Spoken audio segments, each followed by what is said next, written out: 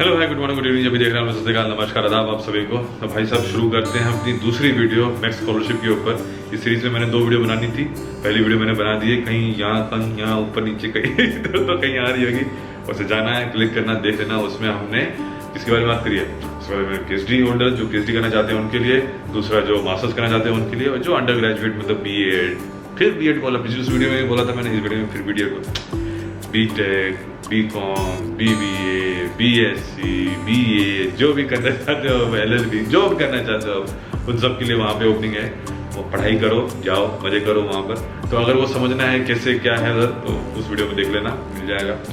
इस वीडियो में हम किस पे फोकस करेंगे? इस वीडियो में हम उस मेजर चंक पे, मतलब चंक नहीं कहा जाएगा, उस एरिया की तरफ फोकस करेंगे जो कि आज के डेट में बहुत ज़्यादा ह्यूज रिक्वायरमेंट है। जितनी रिक्वायरमेंट हमारी बैचलर्स की या मास्टर्स की नहीं है वहाँ पर, उससे ज़्यादा रिक्वायरमेंट हमारी इन 2 फील्ड की है।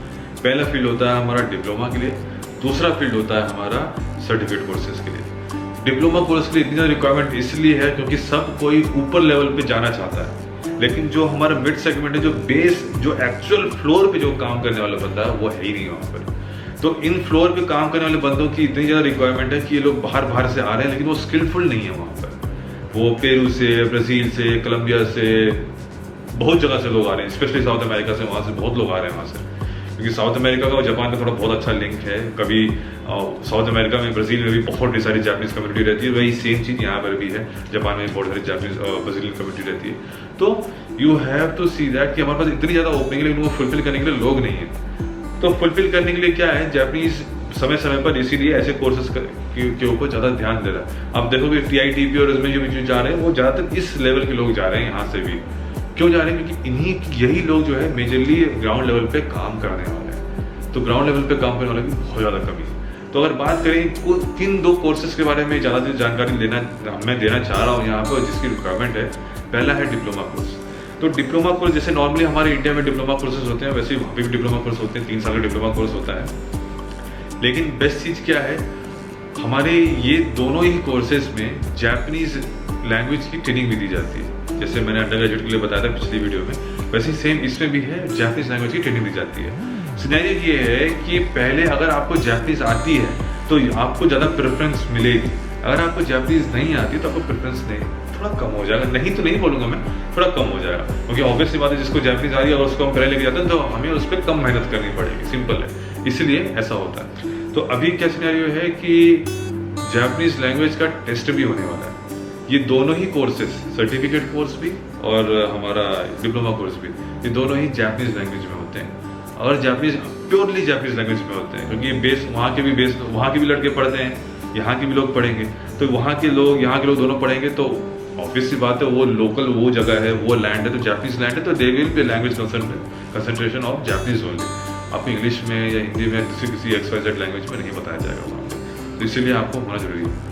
दिक्कत की बात क्या है, ये डिप्लोमा कोर्सेज जो हैं, ये सिर्फ और सिर्फ मतलब सीमित हैं हमारे इंजीनियरिंग या टेक्निकल कोर्सेज से रिलेटेड है।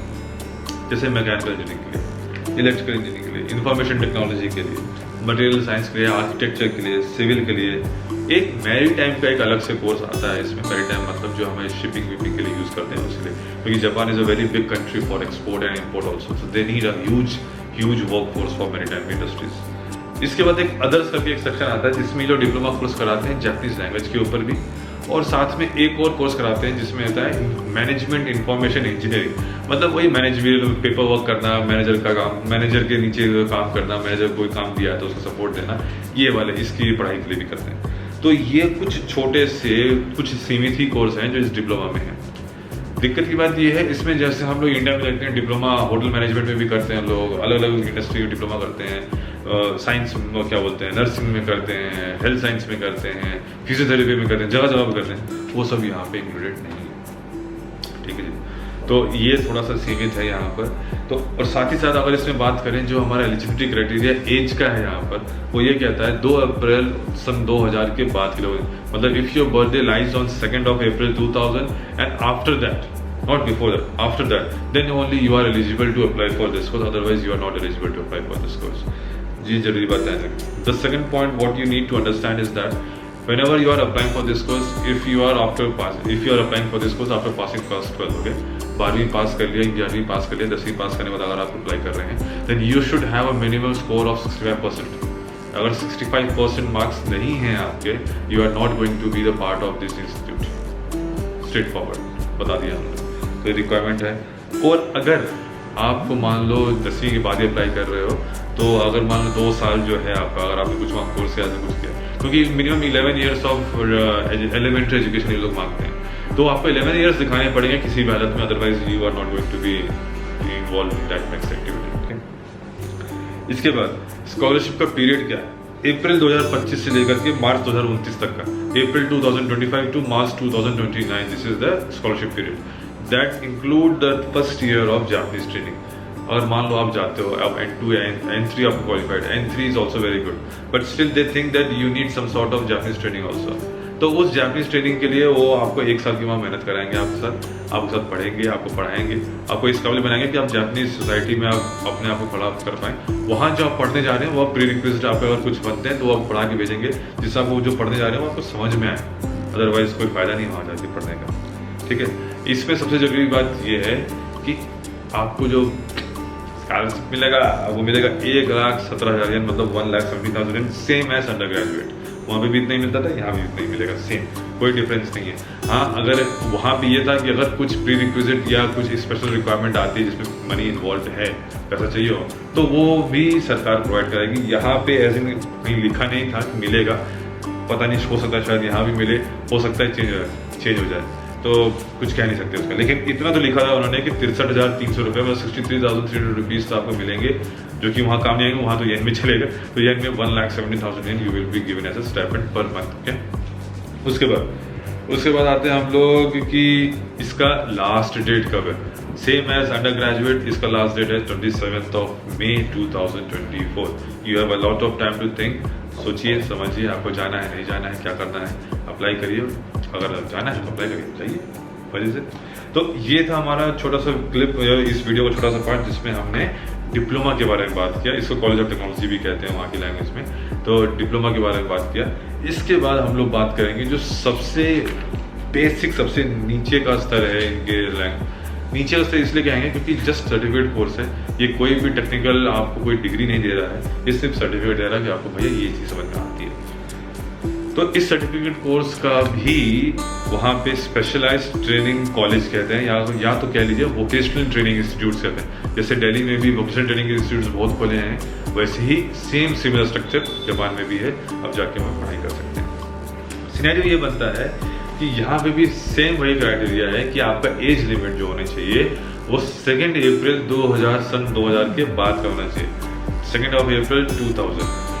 On that day you are born or after that you are born, then you are only eligible to apply for that, inclusive of telling me, बताना पड़ेगा कि you have 12 years or 11 years of elementary education, तो आपको दिखाना पड़ेगा कुछ ना कुछ करके। अगर आपने पढ़ा होगा तो बस मुझे लगता है जो देख पढ़ा तो पढ़ लेना, अगर नहीं पढ़ेगा तो पढ़ाई खत्म करके तब अप्लाई करना। ठीक है, एक बात ध्यान देने वाली बात यह है कि अगर इंडस्ट्री में आपको जाना है, किसी भी इंडस्ट्री में जाना है, तो ये जो एजुकेशन है ना, सर्टिफिकेट एजुकेशन है, ये आपको बहुत अच्छा एक स्टार्ट देगा। आपको ये नहीं कह सकते कि इसकी वजह से आप लाइफ लॉन्ग काट सकते हैं, नहीं, बिल्कुल नहीं। कभी तो समय आएगा जब आपको ऊपर बढ़ना है, ऊपर बढ़ने का और पढ़ाई करनी पड़ेगी भाई। ये सिर्फ इंडस्ट्री में एंटर करने का गेटवे, एक दरवाजा है जिससे आप अंदर घुस सकते हैं, अदरवाइज और कुछ नहीं। तो किस किस चीज़ में काम करेगा, आपको क्या क्या सेक्टर्स आपको मिलेंगे यहाँ पे। यहाँ एग्रीकल्चर सेक्टर मिलेगा, यहाँ मेडिकल केयर मिलेगा, मेडिकल केयर जो कि यहाँ पे अवेलेबल नहीं था, कहीं और अवेलेबल नहीं था। इसके बाद आपको हाइजीन मिलेगा, फिर एजुकेशन एंड सोशल वेलफेयर मिलेगा, फिर कमर्शियल प्रैक्टिस के लिए, फिर ड्रेस मेकिंग, मतलब फैशन डिजाइनिंग भी है यहाँ पे, जहाँ पे आपको जापानीज ड्रेस और वेस्टर्न ड्रेस को डिजाइन करना सिखाया जाएगा। इसके बाद कल्चरल एंड लिबरल आर्ट्स भी है। ये बहुत अच्छा कोर्स है, इसमें भी कई इंडस्ट्रीज में आप घुस सकते हो, कई तरह के होटल में जा सकते हो, होटल स्टाफ बन सकते हो, शेफ बन सकते हो, इंटीरियर डिजाइनर बन सकते हो, मैकेनिक, ऑटो मैकेनिक जो कि बहुत ज़्यादा रिक्वायरमेंट है वहाँ पे, ऑटो मैकेनिक बन सकते हो, आर्किटेक्ट है, सिस्टम इंजीनियर है, ज्वेलरी डिजाइनर है, मतलब आप एनिमेटर बन सकते हो वहाँ पे, फिल्म डायरेक्टर बन सकते हो, मतलब छोटे छोटे आप बहुत कुछ वहाँ पे आप कर सकते हो इन कोर्सेज से। यहाँ पे भी सेम वही चीज़ है, यहाँ पे आपको स्टाइपेंड मिलने वाला है वो 1,17,000 ये नहीं मिलेगा, उससे ज़्यादा स्टाइपेंड नहीं मिलेगा। मिनिमम रिक्वायरमेंट 60% होना चाहिए आपका 12th 10th या 11th में, तभी आप एलिजिबल, अदरवाइज एलिजिबल नहीं हो। और साथ ही साथ जो लिस्ट ऑफ डॉक्यूमेंट्स है वो बार शुरू में ही बोला, इस बार फिर बोल रहा हूँ, वो सारे लिस्ट ऑफ डॉक्यूमेंट्स मैंने लिंक नीचे दे दिया है, जो एक ऑफिशियल नोटिफिकेशन है, वहाँ क्या क्या डॉक्यूमेंट सबमिट करना है वो सब लिखा हुआ है, और कहाँ भेजना है ये भी लिखा हुआ है। तो प्लीज़ वो स्टडी करना प्रॉपरली, ध्यान से पढ़ना, ध्यान से देखना और फिर ही भेजना, अदरवाइज कुछ गड़बड़ी हुआ तो तुरंत स्कॉलरशिप कैंसिल हो जाएगी, मतलब वो डिस्क्वालीफाई कर देंगे, आपको कंसिडर नहीं करेंगे। ठीक है जी, ये समझ लेना। और ये बहुत जरूरी चीज़, जापानीज लैंग्वेज बहुत जरूरी है यहाँ पर। जापानीज लैंग्वेज अगर नहीं आ रही है तो बहुत डिफिकल्ट होगा वहाँ पढ़ना। तो ये थी मेरी छोटी सी वीडियो जिसमें मैंने समझाया आपको कि क्या करना है, क्या रिक्वायरमेंट है हमारी जापानीज लैंग्वेज, मतलब वहाँ पर जापानीज स्टडी करने के लिए, नेक्स्ट स्कॉलरशिप चाहिए तो आपको क्या रिक्वायरमेंट है वहाँ पर सर्टिफिकेट कोर्स के लिए, क्या रिक्वायरमेंट है डिप्लोमा कोर्स के लिए। तो करते हैं इस वीडियो क्लोज। अगर आपको अच्छा लगा होगा तो प्लीज़ लाइक कर देना वीडियो को। मैंने शायद बहुत दिन बाद मैंने ये चीज़ बोली है अपनी वीडियो में, अच्छा लगा तो प्लीज़ लाइक कर देना। कोई जानकार है, कोई जिसको ज़रूरत है उसको प्लीज़ ये वीडियो शेयर भी कर देना, थोड़ा अच्छा लगेगा, उसको भी समझ में आएगा। तो करते हैं इस वीडियो क्लोज, मिलते हैं नेक्स्ट किसी अच्छी सी वीडियो में जिसमें प्रोबेबली मैं जासो के बारे में बात करूँगा। जासो की वीडियो रुक गई है तो उसको खत्म करेंगे, उसको भी मिलते हैं नेक्स्ट वीडियो में। तब तक के लिए बाय बाय।